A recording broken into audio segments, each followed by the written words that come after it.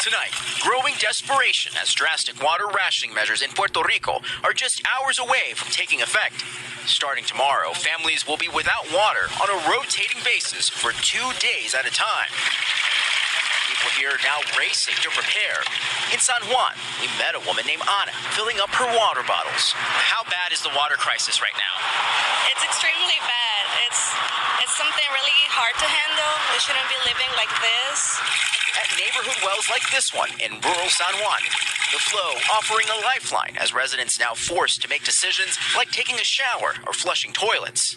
The water restrictions come as more than 1/3 of the U.S. territory is facing severe drought or worse. In San Juan, it was the driest July on record. Puerto Ricans already facing water shortages for months, complicated further by aging infrastructure. The drought only adding insult to injury. Many here feel they're caught in the middle of government infighting. San Juan's mayor lashing out during a special hearing in June, calling the situation a disgrace. And just today, a top member of the water utility resigning over the rationing plan. In Louisa, water trucks are refilling whole water tanks. This woman saying it's harder to live without water than without electricity. When school starts, washing uniforms is going to be very hard. And business owners say it's costing them money because they now have to buy water from private sources. This man says it costs as much as $500 a day to fill their water tank. Tom, and you can see people are lined up here to get water, bringing containers of all sizes, some of them so heavy for the elderly to carry. Officials saying they're not sure how long this rationing will need to last. And while there has been some rain here, it has not been nearly enough to provide any relief. Tom? We thank you for watching, and remember, stay up. Discuss what we're dealing with on birthright citizenship. We had a very unfortunate decision in the Supreme Court concerning birthright. It was close, but a very, very unfortunate decision. So we're making adjustments because it's very unfair. This was done for a different reason. This was done right after the Civil War. This was for the babies of slaves. And what's happening now, people are building businesses around it. From wealthy people are building businesses around birthright citizenship. That's not the way it was supposed to work. It's a disgrace. They're buying their way in, and we're not going to let it happen. So, Steve, if you will, please. Yes, so today the President signed these 2 executive orders here relating to birthright citizenship and birth tourism. As the President mentioned, the 14th Amendment was passed exclusively in the aftermath of the Civil War to ensure that the children of slaves would be citizens. It had no other meaning and purpose outside of that. And that's been clear, obviously, since the day that it was passed. You can go back and you can read the congressional debates. This is not something that's even seriously contested by anybody. The President is using his authority as Commander-in-Chief to sign first an executive order using the new ruling the Supreme Court issued to expand the definitions of people who are ineligible for birthright citizenship. That includes, for example, alien enemies of the United States, members of foreign terrorist organizations, and large categories of people who lobby and act on behalf of foreign governments. And so with taking this action, it ensures that large numbers of people who wrongly would be getting birthright citizenship will no longer be eligible for those benefits. The second action that he's taking, which is especially historic, is for the first time ever in American history to ban birth tourism. So I want you to really let that sink in.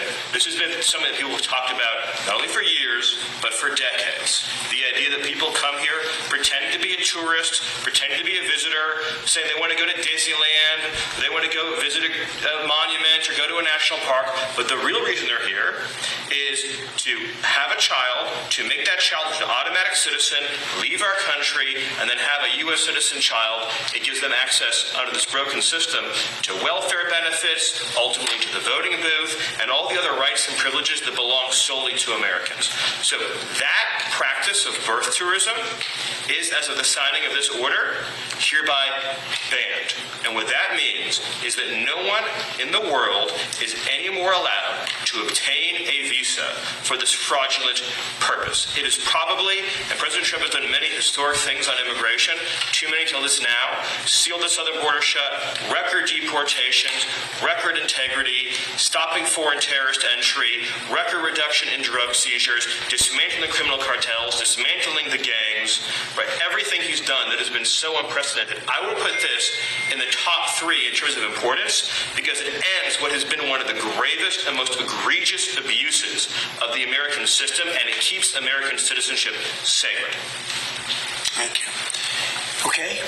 Mr. President? Big stuff. That's a big deal. Thank you.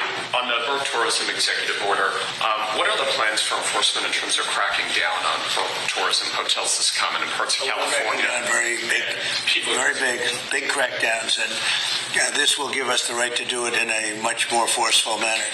But they've taken birthright citizenship and they've made a joke out of it, and we're actually the only country of size, I think just about the only country, period, that does birthright citizenship. I thought we were going to win it at the Supreme Court. Unfortunately, we had a bad decision, very unfair decision. Our country suffers because of it, and we're ending it a different way. Mr. President, at the Supreme Court, John Sauer, the Solicitor General, did not have an answer as to how many individuals take advantage of birth tourism. Is there a number that you can cite? I'll tell you right now, hundreds of thousands, okay? Hundreds of thousands. You have one man came in with a family, said he had 56 children. Another one came in, they said they had 98 children. This was not what it was for. This was meant for the babies of slaves. It was right after 1 week or 2 weeks after the Civil War ended. This wasn't for wealthy multi-millionaires, billionaires coming in and bringing 15, 20, 30 children along with them. It's become a big business, and we're ending that business, please. What makes you confident, Mr. President, that this will pass constitutional muster? I think it will. I think, in fact, I asked a very talented person named Will Scharf, who's standing right behind me. And do you want to discuss that, Will? You felt pretty strongly about it. The law is absolutely clear. What we're talking about, as Stephen said, with respect to birth tourism, something that used to happen incidentally, where somebody who happened to be on vacation here went into labor early and had a baby. This was sort of a relatively small problem. What we've seen in recent years, though, is organized rings, at times criminal rings, setting up a system whereby tens, hundreds, thousands, tens of thousands of people can come to this country in an organized fashion and give birth here purely for the sake of obtaining birthright citizenship. This order takes a number of different actions intended to combat those sorts of organized practices. We look very heavily at denying visas to people that we have reason to believe are coming here for that purpose. Visas both for putative parents, but also for the people organizing these rings. There's also obviously a law enforcement component. We'll have a full fact sheet released on this soon, but what we're doing is taking legally validated means that are clearly within our disposal and targeting them square on to this birth tourism industry. There's absolutely nothing in here that runs afoul of any of the Supreme Court's opinions on the subject. This is frankly, it's action that's overdue, and I'm thankful that President Trump is finally taking decisive action to combat this issue of birth tourism now that it's been queued up in the way that it has as a result of the Supreme Court's opinion. This should have been done a long time ago. This should have happened years ago, but we're taking care of it now. Please. Amy, can you help us understand? My son was murdered 2.5 years ago in Charlotte. As the governor, Mr. Cooper, was allowing these criminals back on the streets. Is my son going to get a second chance? No, he's never coming back. Mr. Cooper has been in politics for 40 years, and things are not changing.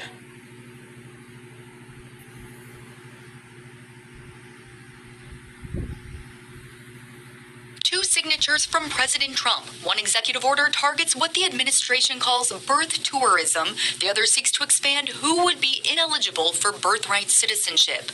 Under the 14th Amendment, most people born in the U.S. are automatically citizens. I said, I'm a birthright citizen. What defines me differently as a citizen than my peers? Emily Sotelo Estrada says the orders challenge a long-standing constitutional right. Is the reason why so many families in my community are here in the U.S. and have been able to build families for generations, get jobs, have their own children, and live the American dream. Arizonans we spoke with had mixed reactions. I'm a U.S. citizen because I was born in the U.S., but my parents, they later became U.S. citizens. Obviously, I'm not a big fan of it. When you come here and your parents are illegal and they have kids, you're not American citizens as far as I'm concerned. I am against just coming here illegally and never trying to establish this citizenship, but there probably should be better pathways to citizenship as well. Many people I'm speaking to in our community say they feel this is really complicated. I just talked to one man off camera who said he certainly does not support what the administration calls birth tourism. That's if someone travels to the U.S. just to have a child. But he says in other cases of kids to immigrants, it could require more thought. The issue first reached the courts early in President Trump's second term when Arizona Attorney General Chris Mays joined a multi-state lawsuit challenging a similar executive order.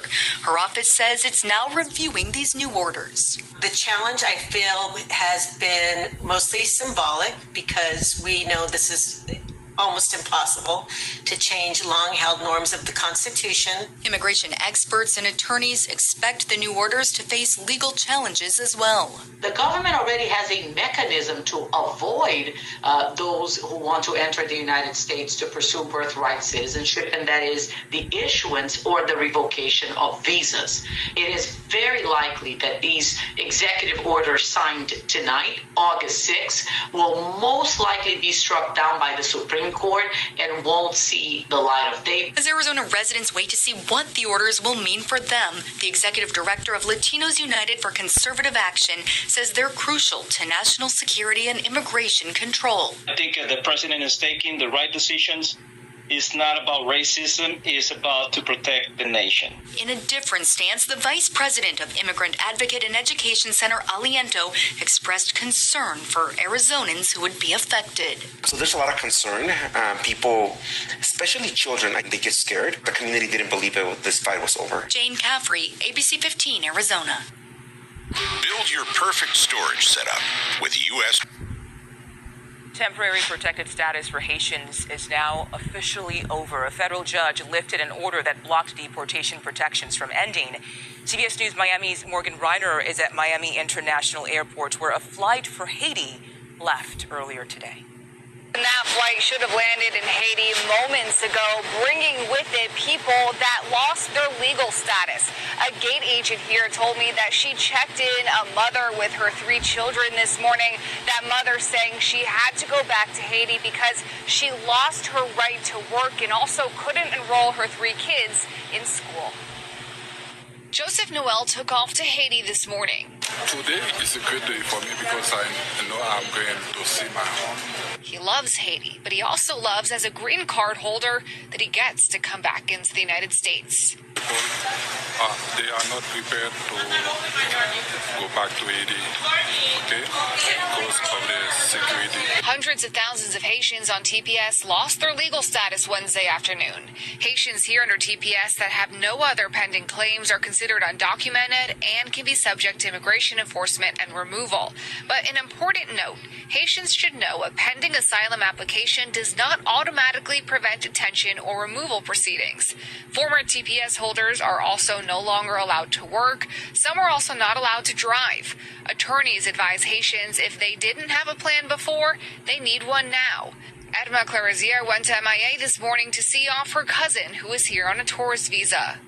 We did have family that migrated here 2 years ago because they were living in Port-au-Prince, and where they were living was not safe at all. They were hopping from one neighborhood to the next as the gang was taking over. Clarizier says she's also a teacher and expects a lower turnout. We are the lowest in population thus far this year.